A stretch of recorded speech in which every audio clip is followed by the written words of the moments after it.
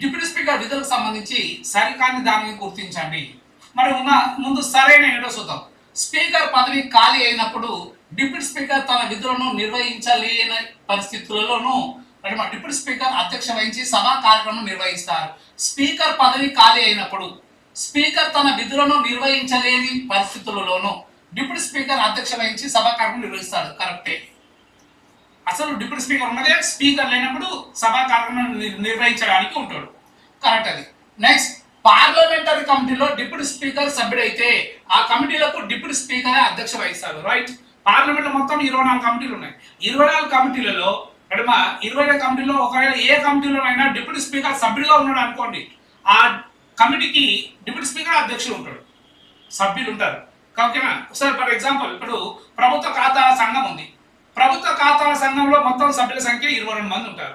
అందులో 7 లోక్సభ సభ్యులు, 7 రాష్ట్ర సభ్యులు, 12 మంది మనకు, ఆ తర్వాత 15 మంది రాష్ట్ర సభ్యులు ఉంటారు.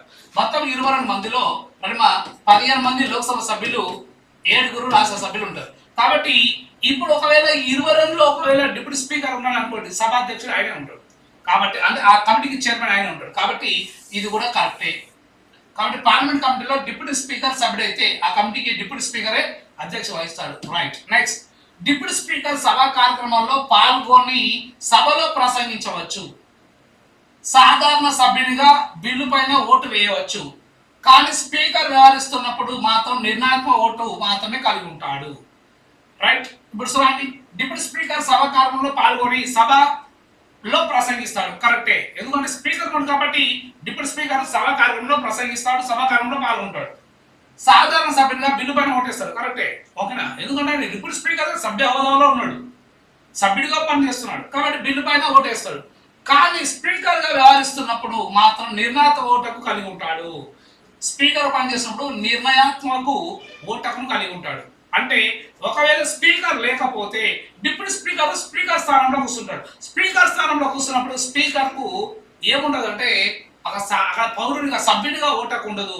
కానీ ఆయనకు డిప్యూటీ స్పీకర్ కు ఇప్పుడు ఏ హక్కు ఉంటుంది అంటే అక్కడ నిర్ణయాత్మక ఓటకు ఉంటుంది. అదే కాస్టింగ్ ఓటకు ఉంటుంది. కాస్టింగ్ ఓటకు ఉంటుంది అంటే సభాధ్యక్ష హోదాలో ఎవరికి ఉంటే వాళ్ళకు కాస్టింగ్ ఓటకు ఉంటుంది. కాబట్టి ఇది కరెక్టే. డిప్యూటీ స్పీకర్ అవసరమైతే రాజ్యసభ చైర్మన్ గా వ్యవహరిస్తాడు. అది తప్పు. డిప్యూటీ స్పీకర్ రాజ్యసభ చైర్మన్ గా వ్యవహరించాడు. ఓన్లీ ఉపరాష్ట్రపతి రాజ్యసభ చైర్మన్ గా వ్యవహరిస్తాడు. కాబట్టి ఇచ్చిన ఆప్షన్ లో ఇది తప్పు. మిగతా స్టేట్మెంట్ అని కరెక్ట్.